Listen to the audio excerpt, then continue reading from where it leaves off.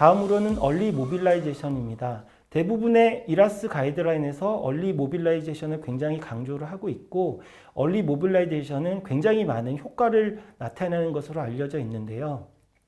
얼리 모빌라이제이션을 위해서 전제 조건들이 있는데 바로 페이션트 테서, 그래서 환자 사슬이라고 하는데요. 그래서 여기에 해당하는 것이 PDPH, O2 폴리 해모백이 되겠습니다. 그래서 앞서 해모백에 대해서는 설명을 드렸기 때문에 이 나머지 세 개에 대해서 말씀을 드리도록 하겠습니다. 첫 번째는 PDPH인데요. PDPH는 포스트 듀랄 펑처 헤데이크의 약어고, 저희가 보통 이제 스파이널 마취를 한 다음에 6시간에서 8시간 눕혀놔야 된다고 하고, 환자가 고개를 들면 머리가 아파진다고 못 들게 하는 경우가 굉장히 많은데, 이 논문에서 보시면 그게 아무런 근거가 없다라고 얘기를 하고 있고, 코크랑 리뷰에서도 아무런 근거가 없고, 여기서 보시면 사실은 누워있는 군에서 두통이 조금 더 많이 발생하는 걸로 돼 있거든요. 그래서 환자 PDPH 때문에 환자를 눕혀놓는 거는 더 이상 안 하셔도 되겠습니다. 두 번째는 산소 투여인데요. 산소 투여는 통상적으로 많이 해왔었지만 최근에는 고농도 산소가 폐포를 손상을 시키고, 그다음에 심혈관계에도 부담을 준다는 이유, 그리고 그러한 현상들이 노년 환자에서 더 심해진다는 이유 때문에 O2 세츄레이션을 모니터링하면서 필요한 경우에만 주자, 이렇게 얘기를 하고 있고요. 앞서 말씀드린 PDPH와 좀 연관돼서 환자가 수파인 포지션으로 되어 있으면 산소 포화도가 낮게 나오게 됩니다. 그래서 환자를 올라오자마자 바로 앉히고 산소를 측정을 해야 필요 없는 산소 투여를 최소화할 수 있겠습니다. 다음으로 폴리인데요. 폴리도 저희가 굉장히 많이 루틴하게 해왔던 그런 것들인데, 여기 보시면 이제 폴리가 박테리아도 유발하고 제니토 유리너리 인저리도 유발하지만, 또 한 가지 중요한 것이 바로 환자의 보행을 방해하는 요소가 된다. 그래서 최근에는 2시간 미만의 수술이거나 2리터 미만의 IV 플루이드가 들어가는 경우에는 폴리를 하지 않을 것을 권고를 하고 있고요. 폴리를 하지 않는 또 하나 장점은 뭐냐면 환자가 억지로라도 화장실에 가게 한다는 겁니다. 그래서 계속 말씀드리는 얼리 모빌라이제이션에 조금 더 도움을 줄 수 있는 또 하나의 요인이 될 수 있다, 이렇게 이해를 하시면 되겠습니다. 그래서 이렇게 환자 사슬을 제거하는 것이 중요한데, 또 다른 전제 조건이 있습니다. 바로 환자 교육이 제대로 되어 있어야 되고, 페인이 적절하게 컨트롤이 돼야 되고요. 들리룸이나 아네미아, POMB가 나타나면 안 됩니다. 그래서 조기 보행이 가능한 것이 이라스 프로토콜이 적절하게 돌아가고 있느냐를 판단하는 키 퍼포먼스 인디케이터라고도 얘기를 할 정도니까요. 만약에 이라스 프로토콜을 적용하고 계신데 환자가 잘 걷고 있다 그러면 잘 돌아가고 있구나, 이렇게 이해를 하셔도 될 것 같습니다. 다음으로는 인펙션 프리벤션입니다. 인펙션 프리벤션에 관련해서도 이라스에서는 안티를 사용한다든지 스킨 프레이브를 어떻게 한다든지 이런 내용들이 많이 있긴 한데, 그것보다 제가 조금 더 강조드리고 싶은 내용은 바로 아네미아 코렉션, 얼리 뉴트리션, 노모서미아, 오피오이드 스페어링, 이런 것들이 서지컬 사이트 인펙션 프리벤션 프로토콜과에도 해당되는 거거든요. 그래서 다시 한번 강조드리지만 이라스를 따르는 것이 서지컬 사이트 인펙션 프리벤션을 하는 거다라고 생각을 하셔도 되겠습니다. 그럼 과연 이런 프로토콜을 노인 환자한테도 할 수 있겠냐라는 궁금증이 생기실 수도 있을 것 같습니다. 그래서 과연 노인들이 이렇게 할 수 있을 것이냐, 또 하나는 왜 해야 되느냐에 대한 질문을 하실 수 있을 텐데요. 처음에 보여드린 이라스 정의에서도 보면 서지컬 스트레스 리스폰스를 줄이는 게 주요 작용 메커니즘으로 되어 있습니다. 그래서 서지컬 스트레스 리스폰스를 줄이기 때문에 그만큼 환자한테 해를 덜 주는 거고, 그렇기 때문에 노인 환자한테도 효과가 있을 거다라고 생각을 하실 수가 있는데, 실제로 가장 취약하다고 할 수 있는 힙 프랙처 환자를 대상으로 한 메타 아날리시스에서 이라스 프로토콜을 적용을 했을 때 굉장히 많은 긍정적인 효과를 보였다라고 얘기를 하고 있고요. 이것을 또 다른 면에서 생각하면 바로 인플러메이션에서 설명을 해 드릴 수가 있습니다. 그래서 최근에는 에이징을 인플러메이징이라는 표현을 많이 쓰는데, 인플러메이징이라는 것은 이제 인플러메이션과 에이징이 혼용된 단어라고 할 수가 있는데요. 지금 보시는 2018년도 네이처 리뷰에서 보시면 이제 에이징과 에이지 릴레이티드 크로닉 디지즈의 중심에 인플러메이징을 두고 있고 이 그림에서도 보시면 여러 노화의 중심에 인플러메이션을 두고 있습니다. 그래서 이렇게 노화가 될수록 인플러메이션이 증가하는 기전으로 아까 말씀드린 디스바이오시스와 리키 거트라는 현상이 노인에서는 정상적으로 존재를 한다는 거고요. 그래서 노인 환자에서 특히 MPO가 길어지게 되면은 이렇게 원래 가지고 있는 에이지 릴레이티드 리키 겉에 추가적으로 겉스타베이션까지 가중이 되기 때문에 굉장히 큰 문제를 유발한다 이렇게 알고 계시면 되겠고요. 지금 보여드리는 게리애트릭 크리티컬 케어라는 책에 보시면 노인에서의 얼리 오럴 피딩의 의미는 린 머슬 매스를 유지하거나 말뉴트리션을 막는 것보다는 겉 인테그리티를 유지를 하고 임뮤니티를 호전시키는 것이 더 중요하다라고 얘기를 하고 있습니다. 그래서 노인 환자에서는 얼리 오럴 피딩을 굉장히 중요시해야겠다라고 생각을 하시면 되겠습니다. 최근에는 딜리리움도 이렇게 인플러메이션으로 설명을 하고 있습니다. 그래서 나이가 들면은 인플러메이징은 있다고 방금 말씀을 드렸고 블러드 브레인 베리어가 노인이 되면서 그 퍼미어빌리티가 증가를 하게 되는데요. 여기에다가 서저리로 인해서 발생한 인플러메이션이 뇌에 들어가면서 이제 딜리리움이 발생을 한다 이렇게 얘기를 많이 하고 있고 그러면은 이라스 프로토콜을 적용을 하면 딜리리움이 줄어들지 않겠나라는 질문을 하실 수 있을 텐데 아까 말씀드린 그 논문에 보면 이라스 그룹에서 딜리리움 오츠 레이쇼가 0.46으로 떨어지는 것을 확인을 할 수가 있습니다. 지금 보시는 이 문서는 미국 노인학회랑 미국 외과학회에서 낸 노인 환자 수술 전후의 관리라는 책자인데요. 여기서도 보면은 딜리리움 프리벤션 스트래터지라고 해서 표가 하나 나와 있는데 여기도 보면 데일리 피지컬 액티비티, 얼리 모빌리티, 뉴트리션, 페인 매니지먼트, 그다음에 뭐 컨스티페이션 예방하는 거, 환자 보행 장애물 제거하는 거 이런 것들이 다 딜리리움 프리벤션 스트래터지로도 돼 있어서 다시 말씀드리지만 이라스를 지키는 것이 딜리리움을 예방하는 것을 또 실천하는 하나의 방법이 되겠다 이렇게 이해를 하시면 되겠고요. 얼리 모빌라이제이션 관련해서는 임모빌라이제이션 신드롬이라는 것으로 설명을 좀 드려야 될 것 같습니다.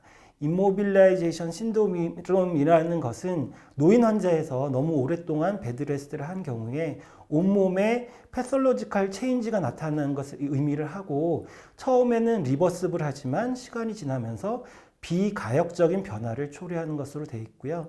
임모빌라이제이션을 오래 하면 호흡기, 그 다음에 순환기에도 문제가 생기고 근력과 근지구력이 떨어지고 특히 머슬 파이버 쇼트닝이 되면서 똑바로 서 있기가 힘들게 됩니다. 거기다가 기립성 저혈압도 생기기 때문에 점점 더 보행이 어려워지는데요. 그래서 종합적으로 말씀드리자면 환자 리커버리를 위해서 쉬라고 임모빌라이제이션 시키는 것이 오히려 환자를 디컨디셔닝 시키는 결과를 초래할 뿐이다.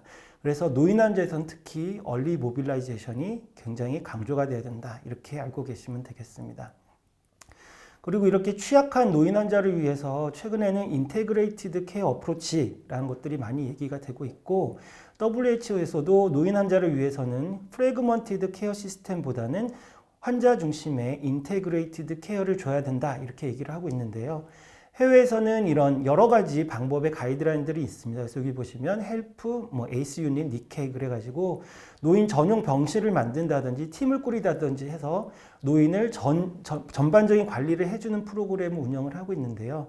이런 프로그램들에서 공통적으로 가지고 있는 요소들이 바로 모빌리티, ADL, 콘티넌스, 뉴트리션, 코그니션이고 여기서 보시면 코그니션을 제외한 이 네 가지는 이라스에 이미 반영이 되어 있는 걸로 알 수가 있고요. 그래서 다시 한번 이라스를 지키는 것이 인테그레이티드 케어를 하는 또 다른 방법이다. 이렇게 알고 계시면 되겠습니다. 그래서 지금까지 말씀드린 이라스에 있는 여러 프로토콜은 할 수 있냐의 문제가 아니고 해야 된다라고 이렇게 이해를 하시면 되겠고요. 노인 외상 환자에서는 조금 더 신경을 써야 됩니다. 그래서 저희가 보통 노인 외상 환자를 이제 트라우마가 있고 거기에다가 서저리까지 하기 때문에 이거를 제가 WC라고 표현을 하는데 노인 환자는 여기에 추가적으로 원래 갖고 있는 인플러메이션이 있기 때문에 노인 환자에서 외상이 발생하게 하면 이거는 트리플릿이 되게 되겠습니다. 그래서 노인 환자에서는 노인 외상 환자에서는 각별히 더 주의가 필요하겠고요. 그래서 저희 병원에 이제 고관절 골절 환자 CP를 보시면 가능하면 수상 당일날 수술을 하고 있고 PCL을 지금 사용하지 않고 있고요. 환자가 수술하고 올라오고 나면 바로 앉히고 물을 먹이고 화장실을 가도록 하고 있고요. 오리엔테이션 체크도 수시로 하고 있습니다. 다음으로는 프리오피 옵티마이제이션입니다. 사실은 이전의 프로토콜에는 없던 내용들이고 어떻게 보면 이라스의 가장 큰 차별점이라고 할 수 있는데요. 저희가 보통 수술 전에 하는 걸 프리오피 워크업이라고 하죠. 그래서 이게 수술해도 환자가 안전하냐까지의 개념인데 이라스에서는 이걸 좀 더 확장을 시켜서 프리오피 옵티마이제이션, 즉 회복을 위한 최적화라는 개념을 도입을 하고 있는데요. 그 구성 요소로 여러 가지가 있지만 크게 에듀케이션과 어세스먼트 앤 매니지먼트 하는 것들이 있습니다. 그래서 에듀케이션 관련해서는 저희는 이제 프로토콜을 만들었기 때문에 그 프로토콜을 그 기본으로 해서 이렇게 책자를 만들어서 환자분들한테 수술 전에 나눠주고 있고요. 어세스먼트 앤 매니지먼트 관련해서는 금연, 금주 4주 정도를 보통 얘기를 하고 있고 빈혈 치료, 그다음에 영양 교정을 얘기를 하고 있는데 지금 말씀드린 이런 금연과 금주, 빈혈, 영양이 굉장히 중요한 이유가 뭐냐면 이것들이 서지컬 사이트 인펙션의 모디파이어블 리스크 팩터라는 겁니다. 그래서 저희가 굉장히 많은 서지컬 사이트 인펙션의 리스크 팩터가 있지만 모디파이어블 한 거는 그렇게 많지는 않거든요. 거기다가 얘네가 바로 에비던스도 스트롱하고 리코멘데이션도 굉장히 강하게 하고 있기 때문에 이런 것들을 지키는 것이 굉장히 중요한데 생각보다 이런 것들을 잘 하는 게 쉽지는 않거든요. 그래서 환자분들한테 수술이 건강한 생활 습관을 갖게 하는 계기로 활용을 하자 이렇게 얘기를 하시면 곧잘 따라오십니다. 그럼 이라스의 결과는 어떠냐? 그래서 앞에서 말씀드린 50%라는 근거가 이 논문에서 나오는데 자마 서저리에서 리뷰를 한 것이고요. 대부분의 수술에서 공통적으로 재원 기간을 30에서 50% 줄여드리고 컴플리케이션도 30에서 50% 줄인다라고 얘기를 하고 있고 특징적으로 이 컴플라이언스 레이트가 높아질수록 결과가 더 좋아지는 것으로 되어 있습니다. 그래서 이거를 도스 디펜던트 한다고 표현도 하는데 보통 논문들에서 보면 80% 이상을 지켜야지 효과가 나타난다 이렇게 얘기를 하고 있거든요. 그래서 예를 들어서 아까 말씀드린 2시간 전에 CHO 드링크를 먹였더니 별로 효과 없더라 이렇게 얘기할 게 아니고 지금 말씀드린 여러 가지 프로토콜을 전반적으로 다 지키시면 분명히 좋은 효과를 보실 수 있을 거라고 생각을 합니다.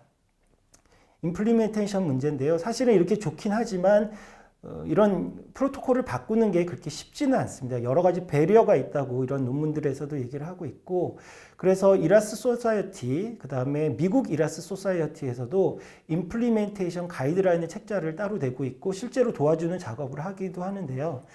저희 병원 같은 경우에는 재작년 10월에 한 5주 동안 걸쳐서 목요일 아침마다 모여서 이제 수술 전중 후 해가지고 강의도 하고 토론도 하는 시간을 가졌었고 요게 이제 그때 제가 처음 발표를 하면서 보여드렸던 슬라이드에 있는 거였는데 사실은 처음 시작할 때 굉장히 좀 두려움이 컸었습니다. 왜냐하면 이런 것들을 해본 적도 없었고요. 실제로 여러 과가 걸려있는 문제이기 때문에 얼마나 프로토콜을 많이 만들 수 있을까 굉장히 두려웠었지만 사실은 저희가 굉장히 많은 프로토콜을 만들 수 있었는데 특히 저희가 이제 간호사분들하고 같이 한 이유는 그냥 의사만 알고 있을 수도 있거든요. 그냥 공부만 했다고 하면 하지만 간호사분들도 알고 있기 때문에 저희가 좀 더 현실화시키는 데 좀 도움이 되지 않을까 그런 생각에서 간호사분들도 참여를 시켰고 굉장히 큰 도움을 받았고요. 지금 저희가 하고 있는 과정에서도 간호사분들이 충분히 이해를 하고 있기 때문에 잘 굴러가고 있는 거다 그렇게 생각을 하고 있고 현장에서 해결이 되지 못했던 프로토콜과 관련해서는 제가 이제 해당 과나 과장님들한테 전화를 해서 협조를 요청을 했습니다. 그래서 지금 보시는 여러 가지 프로토콜을 만들었고 이런 것들을 세트 오더에 반영을 할 수가 있었는데요. 지금 보시는 이 노모소미아 프로토콜만 보더라도 저희 혼자서 할 수 있는 일은 아니었습니다. 마취과, 시설, 병실간호부, 수술간호부, 회복실 이렇게 여러 부서의 도움이 필요했기 때문에 이런 것들을 하는데 그냥 혼자만 해서는 안 되고 여러 부서의 도움을 좀 청하셔야 된다 이렇게 말씀을 드릴 수가 있겠고요. 그러면은 이런 것들이 만약에 과연 업무량은 어떻게 될 것이냐에 또 문제가 있을 겁니다. 왜냐하면 이런 것들이 아무리 좋아도 간호사나 의사들의 업무량이 늘어나면 실제적으로 이루어지기가 굉장히 힘들기 때문인데요. 여기 있는 거 하나씩 보시면서 좀 생각을 해보겠습니다. 먼저 얼리 오랄 피딩을 하기 때문에 환자 장음을 듣거나 또 방구가 나왔냐고 이렇게 얘기할 필요가 없게 됐고요. 그다음에 드레인을 쓰지 않기 때문에 간호사분들께서 이제 드레인을 비우는 작업 그리고 그 양을 측정하는 작업이 없어졌고 전공의들도 회진 때마다 드레인 양을 확인하지 않아도 됩니다. 얼리 앰뷸레이션을 하기 때문에 환자들이 바로 화장실을 가기 때문에 뭐 소변통을 갖다 둔다든지 뭐 기저귀를 간다든지 이런 일들이 많이 없었고 아까 말씀드린 기립성 저혈압도 많이 떨어졌기 때문에 재활에 내려서 무슨 틸팅 테이블을 한다든지 이런 일도 거의 없어졌습니다. 딜리리움 프리벤션에도 효과가 있어서요. 실제로 저희는 50% 이상 지금 딜리리움이 적어졌다고 생각을 하고 있는데 실제로 아시겠지만 딜리리움이 한번 발생하면 그 병실뿐만이 아니고 굉장히 많은 의료인들이 노동을 추가를 해야 되거든요. 그래서 그런 것들이 없어졌고 수혈도 덜 하기 때문에 수혈이 굉장히 복잡한 작업인데 그거 없어졌고 또 수혈로 인한 부작용도 줄어들었기 때문에 그만큼 종합적으로는 일의 양이 줄었다라고 얘기를 할 수 있겠고요. 그렇기 때문에 이라스 프로토콜이 환자에게도 좋고 의료진에게도 좋은 윈윈하는 방법이다. 이렇게 알고 계시면 되겠습니다. 그러면 비용 관련해서는 어떨 것이냐? 비용 관련해서는 토탈 코스트 줄어든다는 논문은 굉장히 많이 있고요. 특히 좀 다른 방면에서 설명을 드리면 미국에서 실시하고 있는 번들드 페이먼트라는 방식이 있는데 미국에서는 수술 전 3일부터 수술 후 90일까지 발생하는 모든 의료 비용을 한꺼번에 지급을 하고 그 안에서 해결하는 제도를 운영을 하고 있는데요. 이런 번들드 페이먼트에서 총 금액을 결정하는 컴플리케이션, 리어드미션, 그 다음에 포스트 어드미션 서비스에 입원하는 것이 이라스에 계속 말씀드리지만 이런 것들이 줄어들게 됩니다. 그래서 미국에서도 이런 영향으로 이라스와 같은 프로토콜에 대한 관심이 점점 늘어나고 있다고 합니다. 다음으로는 이제 효과가 있고 잘 굴러가는지를 계속 확인을 해야 되는데요. 저희 같은 경우도 처음 시행하고 한 3개월쯤 됐을 때 아침에 모여서 잘 확인을 했었고 이런 과정들이 굉장히 중요하다고 이라스에서 강조를 하고 있습니다. 마지막으로 이제 정리를 하겠습니다. 그래서 아까 보여드린 만화를 다시 보시면서 정리를 할 텐데요. 목이 너무 마른데 물 좀 줘가 아니고 안 돼요 이게 아니고 바로 물을 줘도 되고 얼리 엔테랄 피딩, 얼리 오랄 피딩이 굉장히 중요하다고 말씀드렸죠. 그리고 이런 것들이 미스 앤 미스컨셉션, 그러니까 무슨 가스가 나온다든지 그런 것들이 아무 근거가 없다는 걸 다시 한번 강조를 드리고 싶습니다. 두 번째는 너무 추워 환자가 35.5도고 이불이나 덮어주세요 이렇게 얘기를 했는데요. 두 가지가 굉장히 잘못되어 있죠. 첫 번째는 체온이 35.5도면 회복실에서 올라와서는 안 됩니다.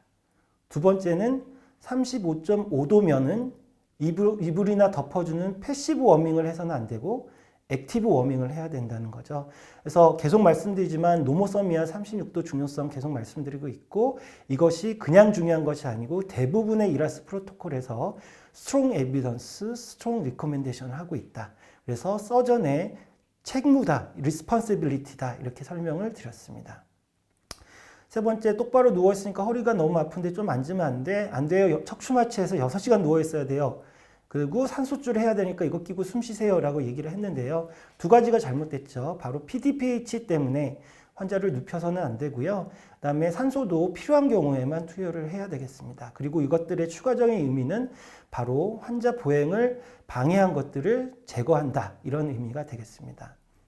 다음 상황은 화장실 가야 대변을 볼 것 같아 화장실 가고 싶어 라고 했더니 3일째부터 걸으세요 이렇게 얘기를 하는데 그게 아니고 수술장에서 올라오자마자 화장실을 사용을 하게 해서 최대한 빨리 걷게 하는 게 중요하다고 말씀을 드렸고요.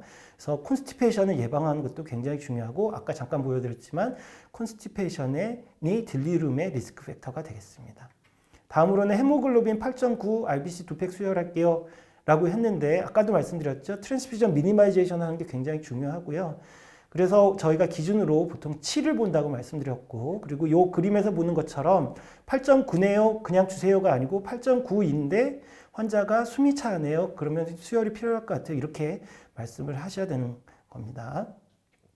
다음으로는 힘이 없어서 못 걷겠어 라고 했더니 간호사가 그래요 하루 더 쉬고 내일부터 걸으세요 라고 하는데 이건 굉장히 잘못됐다는 거죠. 왜죠? 아까 말씀드린 임모빌라이제이션 신드롬 때문에 그랬습니다. 그래서 여기서 간호사의 적절한 반응은 오늘 안 걸으면 내일 더 힘들어지세요. 이렇게 말씀하신 게 맞겠고요. 그래서 이런 것들이 인테그레이티드 케어 어프로치에 굉장히 많이 강조가 되고 있다. 이렇게 알고 계시면 되겠습니다. 다음으로 밥맛이 없어 영양제 좀 줘 이렇게 얘기를 했는데 의사가 너무 쉽게 네 오더 넣을게요 이렇게 얘기를 하죠. 이렇게 해서는 안 된다. 그래서 경구 영양이 단순히 경구를 먹는 게 아니고 메타볼리즘과 임뮤놀로지 두 가지 의미가 있다는 걸 꼭 기억을 하셨으면 좋겠고요. 그래서 아까 잠깐 소개드린 장이 작동을 하면 그것을 사용하라는 격언도 사용된다고 말씀을 드렸습니다. 개인적으로는 이 이라스 프로토콜에 관심을 갖게 된 게 이제 합병증 50% 감소시킨다는 얘기를 듣고 공부를 하기 시작했고요. 실제로 제가 적용을 해봤더니 굉장히 놀라운 효과를 많이 요즘 느끼고 있습니다. 사실 이라스 프로토콜 처음 적용하고 처음 회진 돌 때가 기억이 나는데 갑자기 환자들이 다 때깔이 너무 좋아져 갖고 깜짝 놀랐는데 알고 보니까 그날이 이라스를 처음 적용했던 환자들이었던 거예요. 그래서 굉장히 효과를 제가 크게 확인을 했고 더 매력적인 것은 추가적인 기구나 비용이나 업무가 별로 발생하지 않고 특히 누구나 모든 수술과에서 프로토콜만 바꾸면 다 할 수 있다. 게 굉장히 중요한 내용인 것 같고요. 여러 자료를 보면 우리나라 수술 전후의 관리가 그렇게 잘 되고 있지는 않습니다. 그래서 사실 저는 공공병원에 있기 때문에 이런 것들이 조금 더 개선이 되면 국가적인 이득이 얼마나 클까를 굉장히 많이 생각을 해서 공공의료적인 중요성을 많이 생각을 해서 그런 이유로 작년에 이제 정형외과 수술 전후의 관리라는 온라인 프로그램도 만들었고 온라인 교육 프로그램도 만들었고 올해 이제 청년이사랑 인터뷰도 하고 지금 이 유튜브도 촬영을 하고 있는데요. 계속 강조드리지만 이라스 프로토콜이 딜리리움 게리아트릭, 페이션트 블러드 매니지먼트, 그다음에 서지컬 사이트 인펙션, 프리벤션 프로토콜하고 비슷한 부분이 굉장히 많습니다. 그래서 이게 그냥 프로토콜이 아니고 서지컬 스트레스 리스폰스 즉 메타볼리즘과 임뮤니티를 최적화하는 방법이다. 이렇게 꼭 기억을 하셨으면 좋겠고요.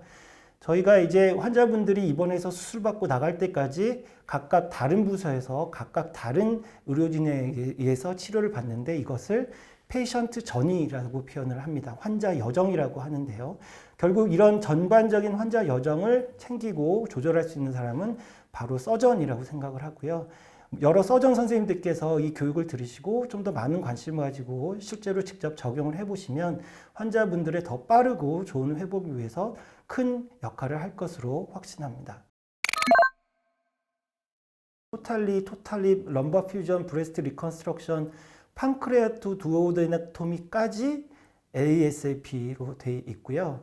그다음에 수술 당일날 먹이는 건 이렇게 돼 있는데 시스텍 같은 경우는 2시간, 시스텍토미 같은 경우는 4시간 이렇게 돼 있긴 하지만 사실은 이런 가이드라인이 명확한 근거를 갖고 하는 거는 아닙니다. 그다음에 수술 후 1일째 먹이는 거는 게스트렉토미, 네오네탈 이런 경우에만 제한돼서 하고 있고요.